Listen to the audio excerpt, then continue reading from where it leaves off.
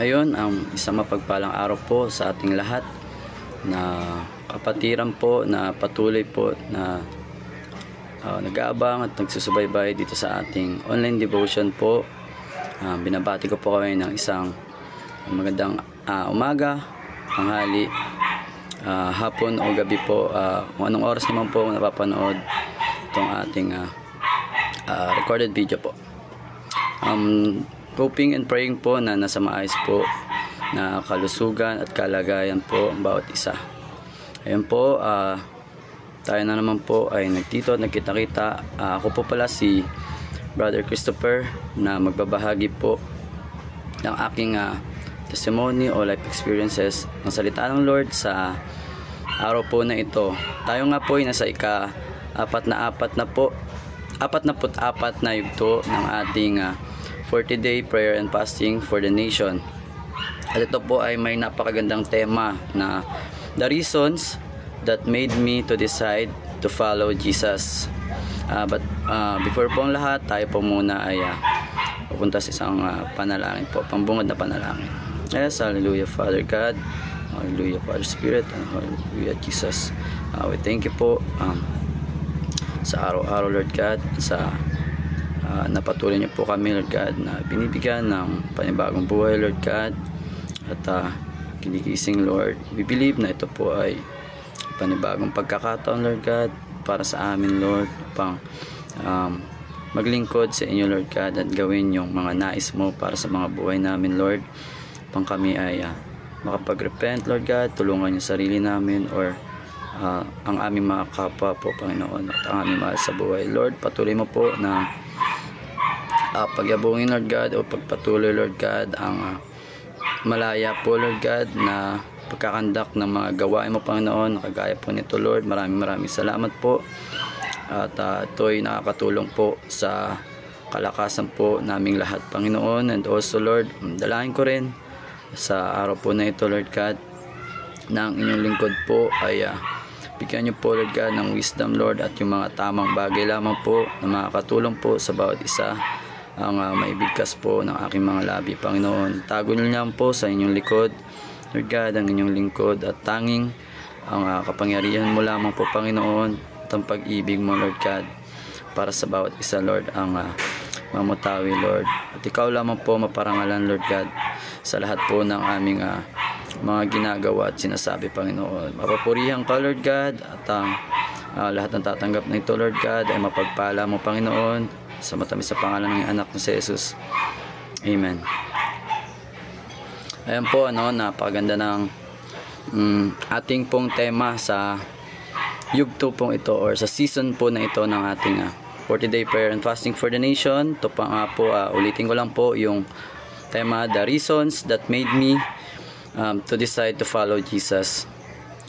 Kwento ko lang po yung start natin syempre yung paano po ba tayo before nung hindi pa tayo nakapag-decide to follow Jesus.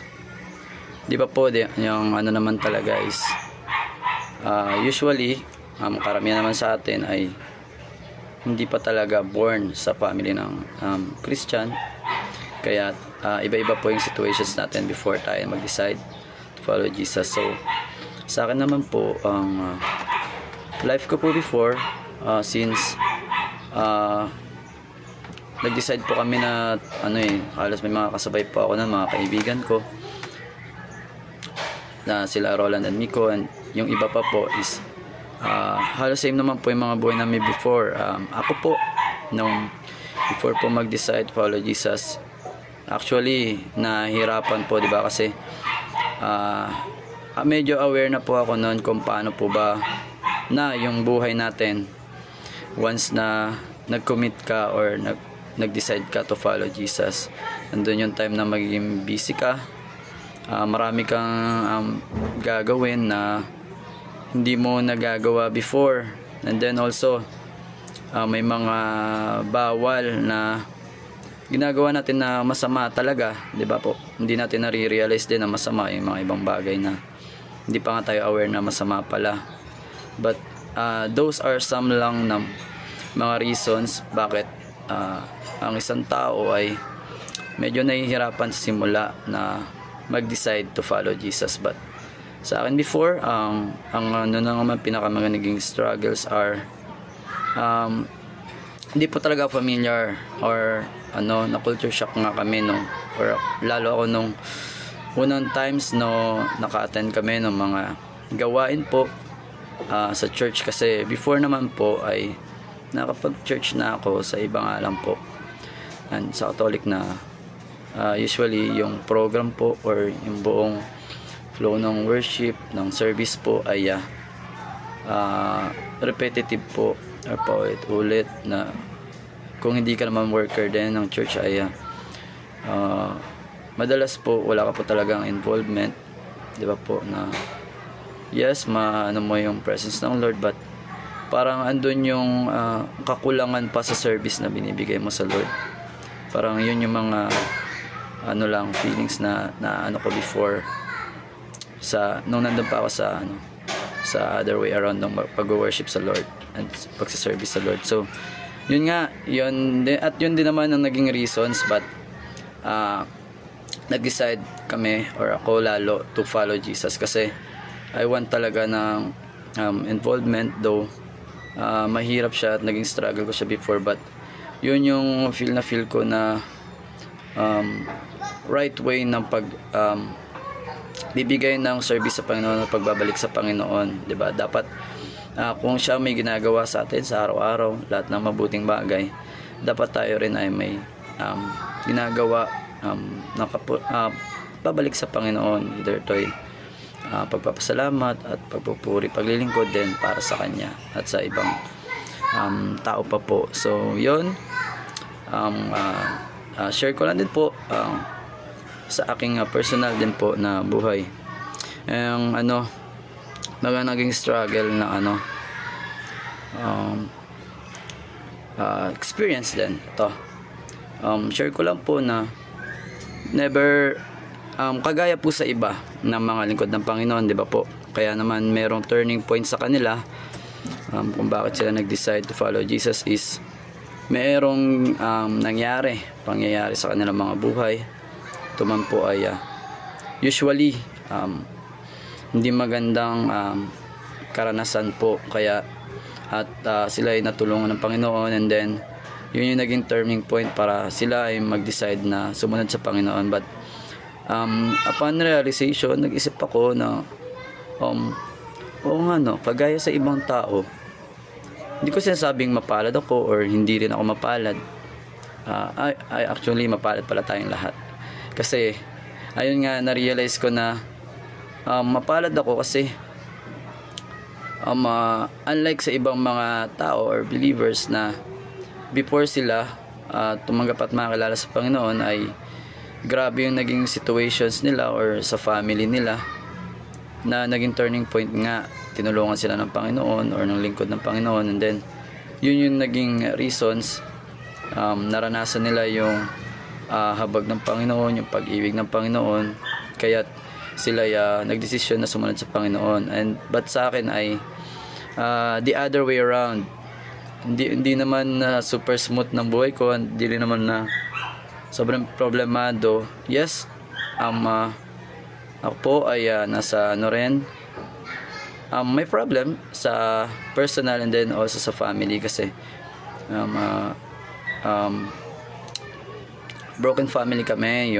Ang aming parents ay madalas sila na naghihiwalay talaga, kasi may problem nga sa papa ko. But nung katagalan ay nagtuloy-tuloy talaga na naghiwalay na talaga sila completely, nag-separate po yung dalawa. But yun nga po, before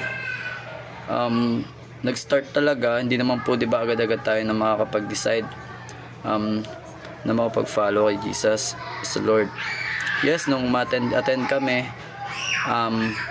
kami ay tinutulungan, in-encourage ng mga ate namin, kasi usual naman po, 'di ba, lahat po naman po ng mga tao ay merong mga problema or mga situations na kinakaharap, na ayun nga po, kinakailangan ng tulong din ng ibang mga tao. Usual teenager po kami time po nung una kaming dumalo sa mga gawain CLF. And hindi naman po agad-agad na kagaya po ng iba na nakapag-decide agad to follow Jesus. And yung situations doon namin binabase kasi ang situations before is iba nga po yung way ng pag-worship unlike sa nakagisna namin o sa pagsamba sa Panginoon. Yun yung mga ibang reasons. And then also ang nangyari lang ay hindi po talaga agad-agad na nakapag-decide to follow Jesus. Ang nangyari is nagpatuloy lamang po kami. Pasensya na po sa mga noises po sa paligid. Ang dami po kasi ayun, tao sa paligid. But focus po ulit tayo sa pagbabahagi po. Ayun po ang before ay hindi naman na binigyan kami ng Panginoon o ako personally ng matinding problema na life and death maybe na sobrang pagka-negative. And then may pangyayaring hindi po ang Panginoon o may ginawa ang Panginoon sa buhay ko na nakapag-decide to follow Him. And I also realize na it's a blessing. Yes, kasi mapalad pa rin na unlike sa others, 'di ba? May mabibigat na pinagdaanan muna before talaga nag-turn yung world nila, and then kapag decide sila na makapag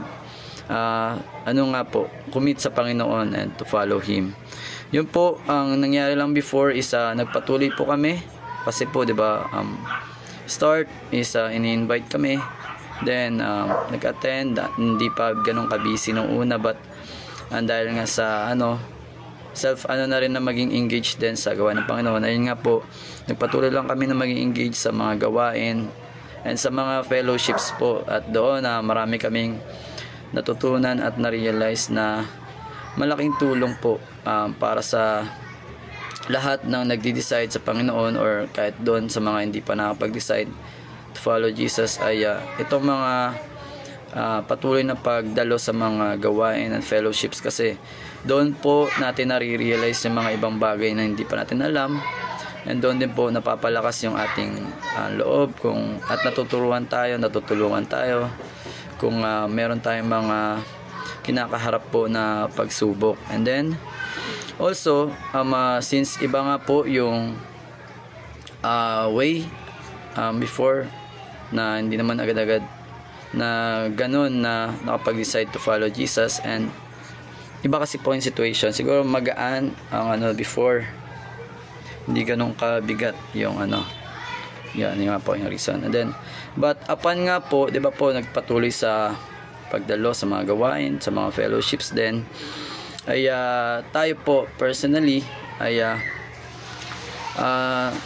in-aim ko po talaga na makapag-study rin po ng gospel through reading His words and how He changes other people's life and situations. Doon po kasi ako napapalakas din bukod sa personal na ginagawa ng Panginoon sa akin sa buhay ko is through the testimonies of other people. Doon po mas napapalakas din po ang aking pagkapit sa Panginoon, and ayun po, nabibigyan po talaga ako ng positive na effects po, and also napapalakas nga rin po yung aking faith at grabe yung pagiging thankful sa Panginoon. So yun nga po, yun po ay isang reason lamang po yung ng pagbabasa ko, sa pag-aim ko na pagbabasa ng Bible, kasi kailangan naman po natin yun talaga, di ba po, kasi nakakatulong yun sa atin. Also in-aim po na makilala talaga ng lubusan ng Panginoon, and yun nga po yung way na from there masasabi kong at na yun nga po yung turning point bakit ako nakapag-decide to follow Jesus. Kasi di ba po, once na kinilala mo talaga yung Panginoon at patuloy ka sumasama sa gawain, though alam mong personal ng mga ginawa ng Panginoon sa buhay mo, and then nagpakalalim ka pa sa Panginoon, binasa mo yung naging buhay niya dito sa lupa, isa sobrang talaga yun yung magpupush sa'yo na oo nga, kailangan ko sundin ng Panginoon, kasi truly He is powerful, and nababasa natin na at nalaman natin na kapag sumunod ka pa nga po sa Panginoon ay hindi ka po maliligaw, mapapahamak or matatalo. Bagkus kabaliktaran po nun is ikaw nga po ay tatagumpay, maliligtas na pagpapalain po ng Panginoon sa lahat ng pagkakataon. But yun nga po, alam naman po nating lahat na once na sumunod ka sa Panginoon, hindi din naman na totally heaven agad yung mararanasan mo. Doon pa nga po na mas lalala pa po, kagaya nga po nangyari sa akin. Na-realize ko na nung nag-start ako, lalo mga kaibigan ko na mag-decide na sumunod sa Panginoon, napansin ko rin yung mga pagdami ng mga struggles, mga pagsubok na naranasan namin, and also personally sa akin. Ganun din nung nag-decide ako na sumunod sa Panginoon. Yun nga po, totoo talaga yun na mas lalo ka pong atakihin ng kaaway po sa kahit anong kaparaanan. Either ito man po ay sa personal, sa mga ginagawa mo, or sa ang family rin po natin. Minsan sila ay naapektuhan or ginagamit din po. But ang kagandahan po nito ay dahil sumunod nga po tayo sa Panginoon ay meron po tayong lakas at kasiguraduhan po na lahat po yun ay mapapagtagumpayan po natin dahil nga po ay tayo po ay nakaalay na po sa Panginoon at sumusunod po sa Kanya. Yun po yung pinagpapasalamat ko po, at dapat po ipagpasalamat nating lahat na lahat ng mga nakapag-decide po na sumunod sa Panginoon. And also there's one night na napansin ko talaga nung ako po yung nagdarasal at humihingi ng tawad sa Panginoon, kasi ano na po ako nito, nakapag-decide na po, at meron na rin po ako ministry this time maybe. Ito po, nagdarasal po ako ng time na yon, humihingi ng tawad sa Panginoon kasi po was convicted po na bakit nagpapatuloy pa rin sa mga ayun po, sabihin natin kasalanan na ginagawa or na hindi na dapat nagagawa kasi binago na po tayo ng Panginoon. But hindi nga po talaga in an instance na kung ano tayo before sa mga pagkakasala natin nagagawa is once na sumunod tayo sa Panginoon is matatanggal po lahat. Ang ano po yun is actually ang pagbabago po sa atin ng Panginoon ay araw-araw po. Kaya nga po tayo patuloy na nabubuhay pa. Ibig sabihin ay patuloy pa tayong may ginagawa ang Panginoon sa mga buhay po natin. May plano po ang Panginoon na dapat po nating sundin at gawin po. And also nga, yun po sa pangyayari po na yun na pagpapanalangin po sa paghingi ng tawad and pagpapasalamat po sa lahat ng mga ginawa niya I was very thankful actually every moment, but that specifically one night, grabe yung prayer talaga noon. Though nakapag-decide na na makapag sumunod talaga sa Panginoon kasi nasa ministry na nga rin po, but doon nga po na convict po talaga na ako po ng Panginoon na bakit po patuloy pa rin nga sa hindi magandang gawain. Yun nga sa kasalanan. Marami po kasi talagang kasalanan even though yung mga na-realize natin hindi kasalanan, but kasalanan po talaga. And also na-realize ko rin na iba yung gift things ng Panginoon sa ating lahat. Like sa akin, actually na masasabi kong never ko pa po talaga narinig yung boses ng Panginoon po. Hindi siya yung talaga never narinig yung boses, kasi ang Panginoon naman lagi tayong kinakausap di ba po, through scriptures. But masasabi ko po na never ko pa narinig is yung verbal or boses po ng Panginoon, kung aside po pa sa Bible, kasi iba po mga tao sinasabi po nila di ba, narinig nila yung nangusap sa kanila yung Panginoon.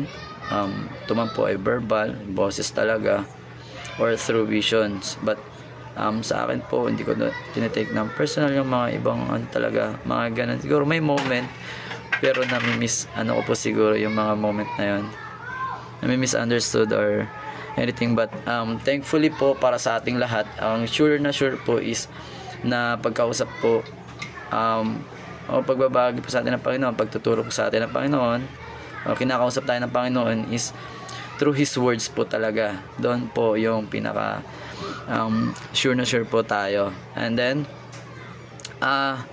yun nga po, na-realize ko na never ko pa na siguro yung boses ng Lord verbally, but yun nga po, actually palagi naman po talaga na naranasan natin yung kahangahangang biyaya or amazing grace ng ating Panginoon, at yun ay sapat na po na reason para sa ating lahat upang makapag-decide tayo na sumunod po sa Kanya, sa Kanyang anak. Ayun po, i-share ko lang din po ang isang verse po na makikita po natin sa Romans chapter 7 verse 15. And ito po, sa context po nito is sinabi po ni Apostle Paul, napoprostrate na po kasi siya. Bakit? Sa sarili niya, bakit nakagawa pa rin siya ng mga bagay na masama o kasalanan nga po. Ito po yung sinabi sa verse ng Romans chapter 7 verse 15 lang po. I do not understand what I am doing. Ulit po. I do not understand what I am doing. For what I want to do, I do not do. But I hate, I do.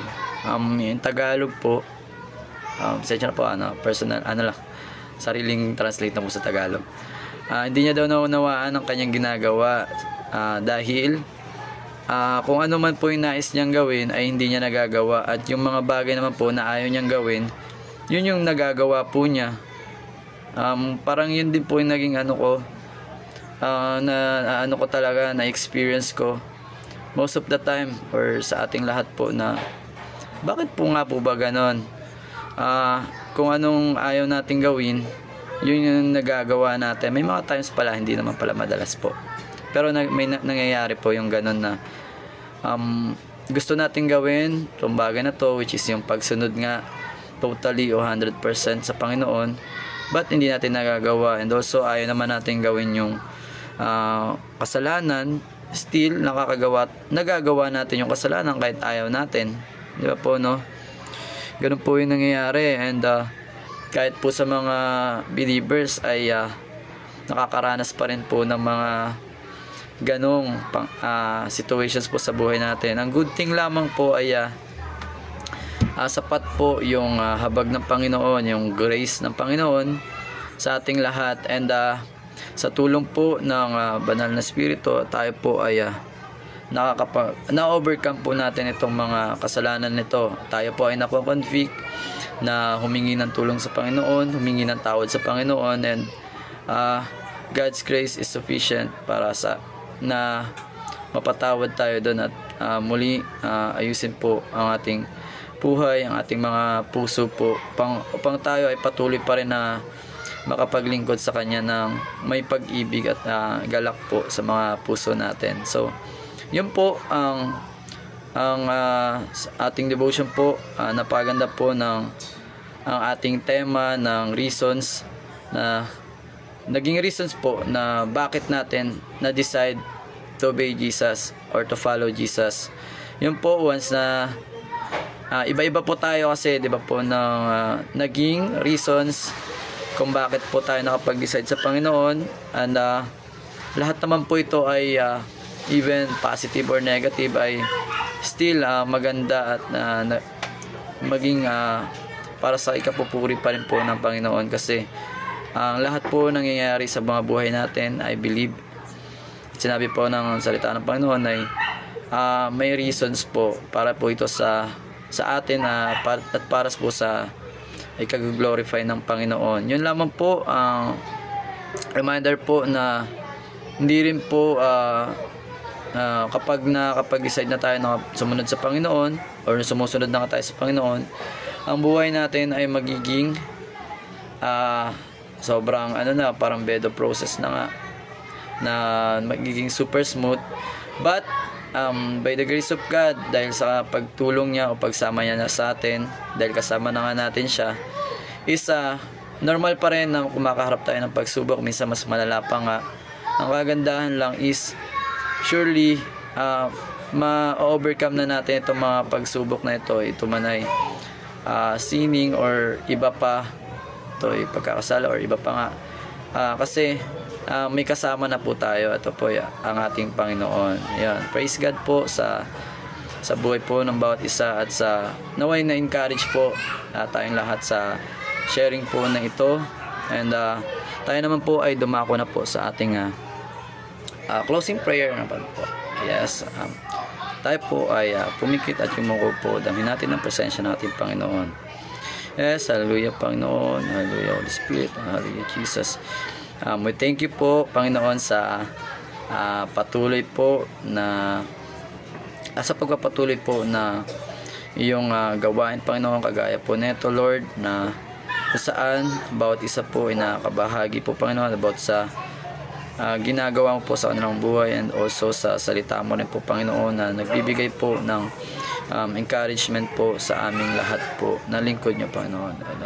Pray po, I pray na Panginoon na ang binahagi po ng inyong lingkod sa gabing ito Lord God ay nakapagbigay po ng encouragement po sa lahat ng nakikinig at nanonood po sa mga oras po na ito Lord God. I-bless mo po na ang nabahagi po na ito Lord God ay tumanim Lord God, at naunawaan nila sa kanilang mga puso Lord God. To'y magbigay po talaga Lord God, maserve po yung purpose Lord na makapagbigay ng kalakasan po sa aming kapwa mananampalataya Panginoon. Nawa na bless po Lord God, at ang lahat po ng nakinig na ito Lord. I pray na for those na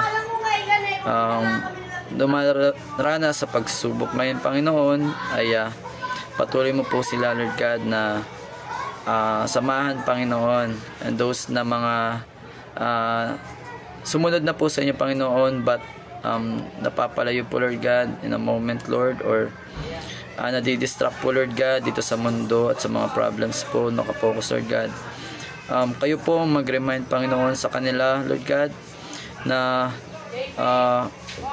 napaka-importante po Panginoon ng pagsunod sa inyo, at ito ay responsibility rin po namin bilang kami ang inyong lingkod Panginoon, at kami nagmula sa inyo Lord God. Lahat ng meron po kami ay galing din po sa inyo Panginoon, kaya kayo po ay karapat-dapat Lord God sa aming pagsunod Lord God at pagsamba. Prayer ko lang po Lord God para sa bansang Pilipinas din po Lord God, na ikaw po ang patuloy Lord God na mag-ingat po sa bawat isa Lord, sa hindi mga magandang pangyayari Lord God. Kayo po ang pinagkakatiwalaan namin Lord, and also gawin niyo po ang bawat isa na i-remind Lord God about prayer Lord God, para sa bawat isa rin po sa amin, kapakanan ng bawat isa ng higit ng lahat ng aming bansa Panginoon, sapagkat naniniwala kami Lord God sa kapangyarihan po ng pananalangin sa inyo Panginoon. Also ang pagtitiwala po Lord God ng bawat isa sa tanging kapangyarihan at pangalan nyo lamang po Panginoon. Ikaw pa rin po Lord ang maging Diyos po ng bawat isa at lahat higit ng bansang Pilipinas Panginoon. This is our prayer Lord God. Patuloy mo po na pagpalain Lord God ang inyong salita Lord, at ikaw po Lord ang maging kasama po namin sa araw-araw at sundin po ng bawat isa Lord God. Huwag naman kami madistract Lord sa mga pagsubok na aming nararanasan Lord God, and sa mga kayang ibigay ng mundong ito Lord God.